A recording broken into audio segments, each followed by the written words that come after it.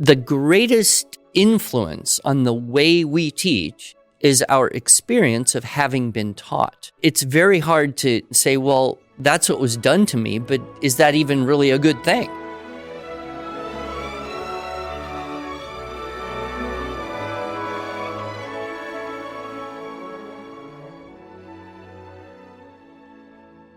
Hello, and welcome to the Arts of Language podcast with Andrew Pudewa, founder of the Institute for Excellence in Writing, or as many like to say, IEW. My name is Julie Walker, and I'm honored to serve Andrew and IEW as the Chief Marketing Officer. Our goal is to equip teachers and teaching parents with methods and materials which will aid them in training their students to become confident and competent communicators and thinkers.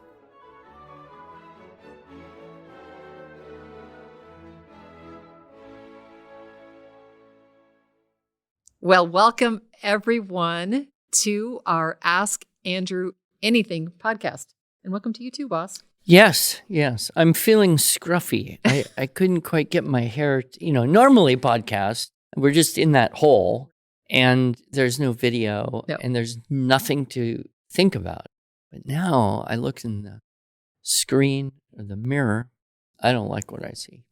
Well, so the truth is that Andrew never watches any of his videos. It's true, I don't. So, sorry, Andrew, we're making you watch one of your videos. But it was 10 weeks ago when we launched episode 400. This was a big deal. This was a big milestone for us.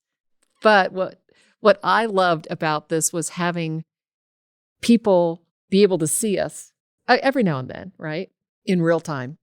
And also to be able to have people ask their questions live. And so we thought, you know what, we're going to start doing this every 10 episodes. We are going to do an Ask Andrew Anything live. Now, this, of course, was recorded a few weeks ago, meaning those people that are here live right now, you're seeing this live.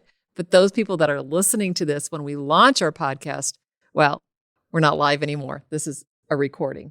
I got the list of questions that, you're not allowed to preview the questions. And then Abigail, who helps us do our podcast, told us we have 2 affiliates that are going to ask their questions live. And when she told me who they were, I was like, are you kidding me?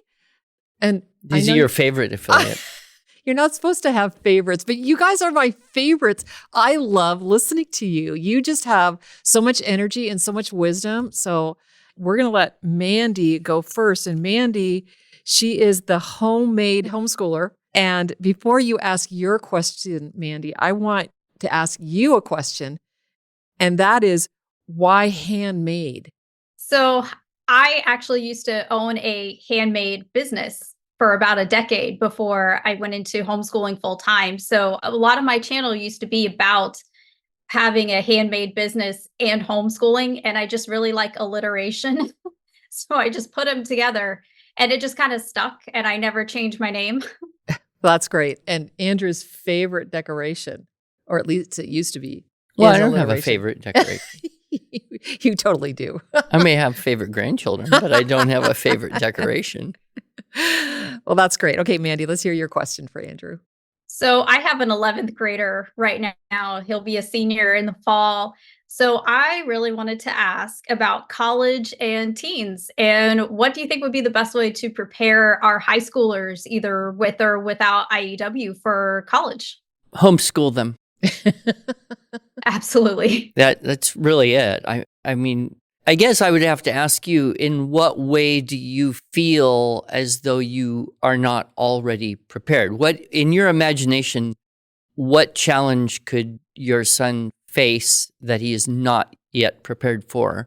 This is my first child who will be graduating from homeschool. So it's a little bit new territory for me, but I have a lot of followers and viewers who are kind of in the same boat. And they're terrified. They're absolutely terrified of the college, the whole thing of applications and writing the essays. And will they actually be prepared for those college writing classes? So I'm just looking for advice to tell them. Well, the most terrifying thing about college right now is the cost and the low quality that most people experience when they go. So that's what I would be terrified of, not whether your student's going to do well. But to answer your question more specifically, if you've got a student who can read decently well and write decently well and can calculate and has math facts memorized and knows some math, they'll do fine in college. You know, most people erroneously believe that college is somehow harder than high school. And maybe once upon a time it used to be that way, but almost everyone now will acknowledge the fact that, especially for the first year or two when you're doing the gen ed and the couple years, the classes are the same level of rigor as most people experience in high school. So if you go take chemistry in college, it's the same chemistry that you took in high school if it's a first year chemistry course. The only difference is that it's, compressed into one semester rather than being stretched out over 2 semesters or a school year. So there's really nothing to worry about. I am much more concerned with helping people look at alternatives to the kind of standard, normal, go to college pathway, because I don't think it's serving very well most families anymore. As I alluded to, the expense is very high. The product seems to be decreasingly of value. More and more employers are looking at the idea of, hiring people and training them rather than, waiting for them to go learn something and then come back. So certainly, you look at certain fields, medicine, engineering, maybe law, but there are so many ways that kids can not go that traditional route, still get an accredited degree and have a much better experience. I have that talk, Hacking High School. We actually did a 2-part podcast on that. Yeah. And so my advice is start doing college classes as soon as you're 15 or 16. Bank up a year or 2 worth of credits. And then when you, quote, finish high school, you've got a year or 2 of college at way cheaper than you're ever going to get any other way. The credits are transferable, and you can go in as an upperclassman or with a year or 2 behind your belt and get into the study of something that you may want to major in and not piddle around with gen ed stuff in the college environment. So it's a money saving, it's a time saving, and of course, for a homeschool kid to start college at 16, that's a tremendous, boost. It's like, wow, I'm grown up, I'm in the real world, which is the way 16-year-olds should feel about their life. There are a few organizations that I think are doing a particularly good job of facilitating this. One is called Unbound. Their website is beunbound.us. And it is the best program I have seen anywhere to build virtual community, to get kids doing college level work, to involve them. And it's very distinctly kind of a mentorship, a Christian environment where the kids are in a cohort, they're communicating with each other regularly, taking the classes, doing the work, banking the credits. And I really, really love this organization. And if it had been around when my couple youngest kids were that age, I would definitely have tried to do that. Another organization we have a relationship with is Christian Halls International. ChristianHalls.org is their website.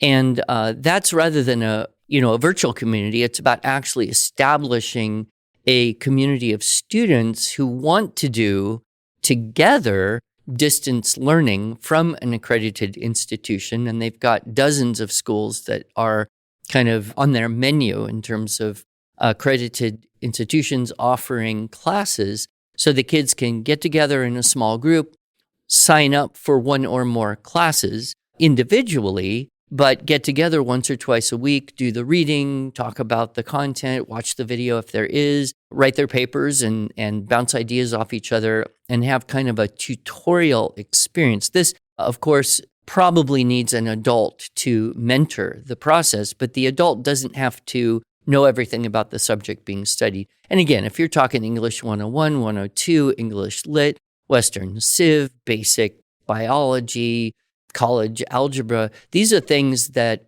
an adult can probably, if you're a little rusty, just learn right along with the students and do that together. So those are the two options that I like for doing it together. And then there's lots of people who are kind of doing it independently, signing up. Most of these schools, they really like homeschool dual enrollment kids because, number one, they're good students. They know how to read, write, and do math. So that puts them, in the upper half of the typical students they get. And if you get a year's worth of credits from Liberty or more, and then you decide where do you want to go to school to finish your degree, you may be very inclined to go to that school that you already have a relationship with. So it's really, as I see it, it's a win-win-win situation. So, the short version is just stop high school now, start college, do it while you're home, look at the options, choose a good one, and give it a shot. You've got absolutely nothing to lose. And then the last really good thing is if you have a year of college credits and you did that in a dual enrollment situation, when you go to apply for a residential program, they're not really going to care about your high school transcript or your SAT score so much because you've already got a year's worth of transferable college credits. You're a known quantity. And I would say the average 16-year-old high school kid can read and write and do math better than the average 18 or 19-year-old public high school graduate. So some things to think about and pass on. And we'll put the link to the podcast, Hacking High School. It was a conference talk I did last year, and we revisited that, and we should probably make a recording at some point. We should do that. Yeah. Yep. Sounds great. Thank you, Mandy. Great questions. Great. Thank you so much. Thanks for joining us today. Thanks for having me. All right, Mrs. Brown. My goodness, Mrs. Brown, she has a channel that's called Write with Mrs. Brown. Uh-huh. And do you know what she teaches? I'm guessing IEW writing? She does. So why don't you unmute Alicia Brown and ask Andrew your question? Hello, Andrew. Thank you so much for having me. On behalf of all my parents and students, we absolutely love you. And we just want to thank you for all that you've done for us through what you produce through IEW. My question today is, if you were to identify the single most vital lesson for students and parents in your book, however imperfectly, what would it be? And what aspects make it particularly significant? Okay, well, that's really an extremely hard question to answer on the spot. Have you read the book? What do you think? What would you say? Oh, gosh. For me, I think the 4 deadly errors of teaching writing is super vital. Because I've made all 4 errors before reading the book. So that stands out to me the most because I think that's what happens early on before we understand how to really help our students become excellent communicators and writers. Yes, and I wish that every parent and every teacher who's teaching writing would listen to that talk or read that article. And as we do, contemplate how does this apply in my situation and how could I do better? I always tease people at the beginning of the talk and say, some people feel guilty after hearing this, like, oh no, I did all these things to my children. And it's not about that. It's about how do we get better? So I like that. The longest essay in the book is the titled essay, however imperfectly. And there are 7 lessons that I enumerate, things I've learned in more than 30 years of teaching. And I think maybe the most important one varies according to who's listening or reading. But the one I start with, I think perhaps is the most generally applicable one to especially new homeschooling parents. And that is, it's really hard not to do to your children what was done to you. Right? I mean, when we come into teaching, whether we're teaching our kids or other people's kids or both, the greatest influence on the way we teach is our experience of having been taught. And it's very hard to be able to step back objectively and say, well, that's what was done to me, but is that even really a good thing? Could I do something differently? And if I were, then why and what would I do differently? And so that, I think, is the hardest thing is, I went to a school and it had all these desks lined up and we raised our hand, had permission to speak, and we followed this curriculum and everybody had to stay on the same page of the math textbook. And, we had recess and, a lot of moms kind of say, okay, well, homeschool. And then they end up trying to recreate in their home the very institution they're trying to escape. So that's definitely something worth contemplating. And I always point people toward John Taylor Gatto. Have you read any of Gatto, his book, Dumbing Us Down, The Hidden Curriculum of Compulsory Education, or his larger book, An Underground History of American Education? Those books are really powerful because they kind of smash the mold for you a little bit and say, hey, wow, okay, I don't have to hold this shape and do this way because this is the way I was originally shaped. I can rebuild something differently. And then, and then they come out looking for people like you or us or, others that have a little more mileage and can say, okay, so what did you do differently and how did that work out for you? But that fear of not doing what the institutions have convinced us all has to be done, that's got to be kind of the first thing to go. And then after that, you can look at all sorts of other lessons in the book. But how can people get our book if they don't have it? Well, link in the show notes. You can purchase it, or you can get it free if you are a premium member. We provide a hard copy book that you will even autograph. Yeah. That was a great question. And I just want to kind of piggyback on that because I believe that even in those institutions, we are seeing, at least in our little corner of the world, a change. Yes. Because our fastest growing area at IEW is our schools division. And more schools are saying, hey, we don't want to teach writing the way we were taught. We need something new and fresh and different that's actually going to work. And those schools span, every demographic. Oddly, one of our longest and most consistent customers is the Chicago Public School District, but it's the special ed people there. Yeah. They locked on to the power of structure and style, and they keep resupplying themselves every year. And then on the other hand, we see all of these classical style charter schools popping up all over the place. And they're looking at writing as being really a core way to help their students learn everything better. Ironically, it's the classical schools that, you know what I mean? It's like, this is how we were taught, but yet if you go back even further and how writing was taught, right? That's more. Well, we are victims maybe, of the 60s, 70s, and 80s. And that was a time when you saw a lot of this emphasis on creativity and spontaneity and just, writing should be about expressing yourself and discovering who you are. And then the kids would have to go write, essays. And there was a huge disconnect between what they had been taught about what writing is, which is do whatever you want, it'll be wonderful.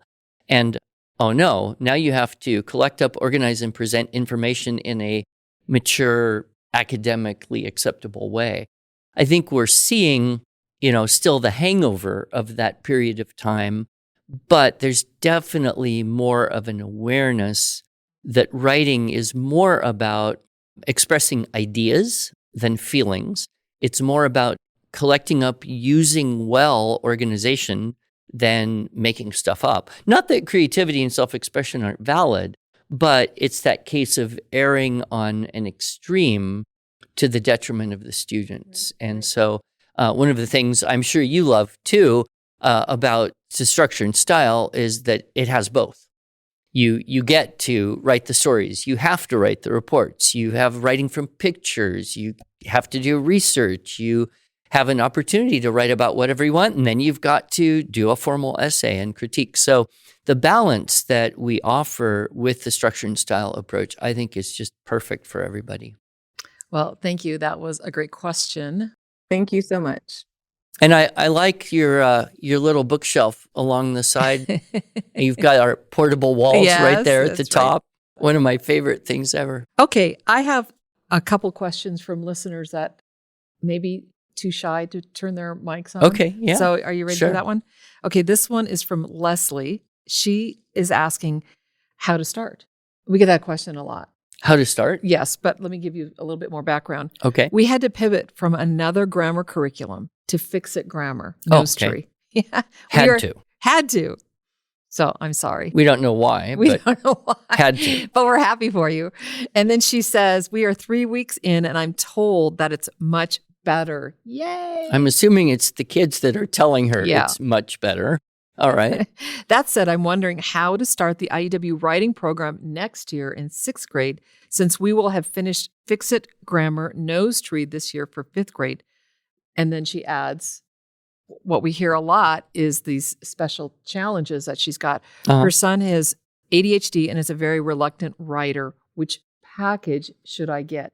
We're finding that more and more people are discovering who we are and what we do kind of through the back door, through the Fix-It Grammar. Yeah. So we always want to encourage all parents and teachers to get the full training, to do the teaching, writing, structure, and style. And we will have a couple opportunities this summer. One is we'll have a live video virtual course. The other is we have the Great Adventure. And so you can watch that at your own pace at home and then meet each week. If you have any questions, we do a little Facebook Live thing. And that way, by the end of the summer, you've gone through all 9 units, you've learned all the style techniques, and hopefully have done most, if not all, of the teacher assignments, the practicum assignments. Right. And to me, that's always the starting point. There may be a few exceptions here and there for various reasons, but that's the ideal. Then you have the choice, basically, to use one of our video courses, Structure and Style for Students, and middle school, the Group B would be fine. Even if you have a child who's got some issues, whether it's ADD or dyslexia or auditory processing of some sort, any of those little impediments, they should be fine with the video. And one of the great things about doing a video course is that you can stop it, talk about it a little bit. You can listen to it again if needed. And it's not like being in a classroom where if you get distracted for 2 or 3 minutes, you didn't hear what the teacher said, now you don't know what to do. So the video has, I think, a particularly convenient way of making all that content available and accessible to everyone in whatever way they might most need it. It's also good because I tell a different joke at the beginning of each of the 24 classes. But some people, may find that they don't want their kids watching the screen. They would rather teach it live, in which case we do have the theme-based writing lesson books. Those are very popular in co-ops or hybrid schools where there's a teacher that's going to do the prep work, be organized, and you can choose one of those to suit whether you want history or Narnia or Bible, or there's a lot of options, particularly at that level B middle school age. The other option would be to create your own assignments, which is what we teach you to do in the teacher course. Get your own source text, make your own checklists. We have materials to support that. That's often harder just because it takes more prep time. And especially when you're first getting started. Yeah, and homeschool moms are not notably given by the universe large amounts of prep time. No, we're not given prep time? What? So, I think we've saved a lot of people by having these materials. But I do think the Structure and Style for Students is a very, very good course. The kids I've had so many kids and parents say, he feels like he's just right in the room with you. He's raising his hand, even though you're just on the video, you're not going to call on him. He's, laughing at the jokes and answering the questions. So, recording it live made a very, I think, engaging experience for students. And in a worst case scenario, if someone says, well, I have this problem, that problem, I'm working full time from home, I just had a baby, and there's no way I'm going to watch this teacher course. Well, you could jump in and do just the Structure and Style for Students video, but, that would be not the best case scenario in my view.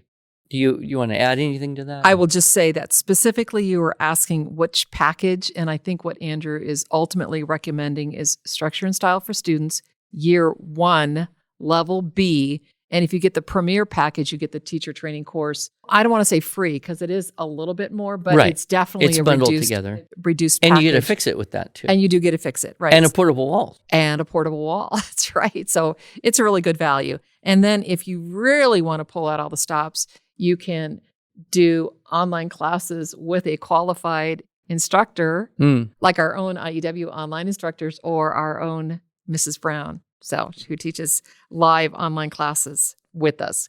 Great partner there. All right, I have one more question for you. Okay. And then we're out of time. And we're out of time already? I know. Wow. Okay. So Gabrielle has a son who will be in 9th grade. Okay. She puts that in quotes because he's 14. Right. By definition. That was if someone says, my child is in 9th grade, I cancel the 9th grade idea and then I imagine a 14-year-old. Yeah, there you go. There you go. 14 years old. He's got cognitive struggles and always has since he was very young. He has absolutely no confidence in his writing skills or even answering any questions. Can I use the Structure and Style program at the high school level for him? I think she's thinking Structure and Style for Students. Yeah. Or would you suggest moving down a level? And then here's the kicker, and this almost goes back to Mandy's question. Okay. Also, if I had to level down, would that still count as high school credit? Thank you for your help. Yes. Well, it's always better to err on the side of a little easier, right? So especially with grade 9, that's your first year of high school, whatever, you can always go down, remove, and it's usually just the reading level of the source text. So it's just a little bit easier. The idea's a little bit simpler, not quite as many complex things tied in. And the checklists go a little bit slower. But we teach the same thing to everybody. Yep. And so I would think for this child, as described, the level B, Year 1, level B again. Yep. is going to be the best option. And then, follow the guidelines that we give to everyone, which is just be there, do it together, help as much as needed. Low confidence is generally the result of having, felt in the past, I'm not good at this and I don't know what to do. So the way to overcome that and restore confidence is do it together. And then you start knowing what to do. And then gradually there is more confidence. In terms of high school credit, my basic opinion here is yes, you definitely can count it for high school credit because, we have some universities that are counting our 1C as a full year of college level, university level grammar and composition. Yes. So I guess that means then our B would be fine at high school. But, the honest truth is this. High school credit doesn't really mean any particular level of rigor because it's just so different, especially if you're getting into like the special ed world of schools. They're just counting time. That's what they're counting. So you can teach whatever you need to teach, hopefully, at or as close to the point of need as you can teach it, and then just put it on a transcript and call it whatever you did. Honestly, you could sit around and just talk for an hour and call it English. You could read historical fiction and call it literature or history or both. You could work in a garden and call it botany, So the idea of numbers and letters on a transcript is really very, very subjective, very, very artificial. There is not anywhere an absolute as to what something must be. And if you're operating by state standards, they are sufficiently vague as to be convenient for any homeschooler. You can pretty much do anything and say, yep, we did that. Yes, but I do want to caution you, Gabrielle, that you are not hearing Andrew as saying, it doesn't matter what you do. I think what he's saying is our 1B course, you are absolutely going to learn to write. You are absolutely going to get a lot out of it that will help you be successful wherever you go. And if you need to do it together, just do it. I also feel prompted for some reason to suggest that even though this child is older, you try to incorporate maybe 10 to 15 minutes of copying every day. And you can copy poems, you could copy short stories, you could copy literature, you could copy scripture, you can copy whatever you want. But there's something about just the act of putting words on paper by hand and doing a little bit every day, week after week, month after month, that possibly more than anything else builds confidence and stamina. And when you have attention issues, copying by hand is one of the best ways to try and, lengthen attention times. So, kind of like exercise. If you want to get stronger, you got to do some stuff that may seem less complex than what you could do. But by doing it, you get stronger. And then when you try to do what you want to do, you can do it more easily. I agree. That's it. Time's up. Ugh. I mean, Hard to believe. Well, thanks to everyone who joined in, our Yes. live questioners. And It was a delight to have Mandy and Mrs. Brown here. I keep calling you Mrs. Brown, of course, because that's the name of your channel. But really she fun to has a have her. beautiful first name, Alicia. I just love that name. It's my second favorite girl's name. Do you know my favorite girl's name? Allegra. Allegra. From the Longfellow poem. Oh, right. Right? These random things you find out about Andrew Fuqua in Fred- these podcasts. None of your children are named neither No, Alicia I don't have or any. Allegra. I'm trying to get grandchildren named Allegra. Oh, I okay, told good. $1,000 if you'll name one of these kids Allegra. No, but it's from the poem, The Children's Hour. From my study I see in the lamplight, descending the broad hall stair, grave Alice and laughing Allegra and Edith golden hair. A whisper and then a silence. Yet I know by their merry eyes they are plotting and planning together to take me by surprise. Aw. A sudden rush from the stairway, a sudden raid from the hall. By 3 doors left unguarded, they enter my castle wall. They climb up in my turret, or the arms and back of my chair. If I try to escape, they surround me. They seem to be everywhere. They almost devour me with kisses. Their arms about me entwine till I think of the Bishop of Bingen in his mouse tower on the Rhine. Do you think, O blue-eyed banditti, because you have scaled the wall, such an old mustache as I am is not a match for you all? I have you fast in my fortress and will not let you depart, but put you down into the dungeon of the round tower of my heart. That's part of it. Wow. Do you know the story of the Bishop of Bingen? Yeah, he was this bishop. Evidently, he was not a good bishop, and he was being really mean to a lot of people and taxing them and forcing them. This is back, early medieval when bishops could do that kind of thing. And they didn't like him. So they managed to imprison him in a tower on the Rhine River. And it is said that he was actually eaten alive by the mice and the rats in the tower, which, is a very weird story. I mean, you can go look it up yourself. So why Longfellow put these, I guess, devour me with kisses, Bishop of Bingen, eaten alive by mice and rats. But anyway, I memorized this poem simply so I could recite it at Christmas to my grandchildren. Oh, that is so sweet. So sweet. Oh, wow. Who knew the things that you learned from Andrew Fuqua. Thank you, Andrew. My pleasure. God bless y'all.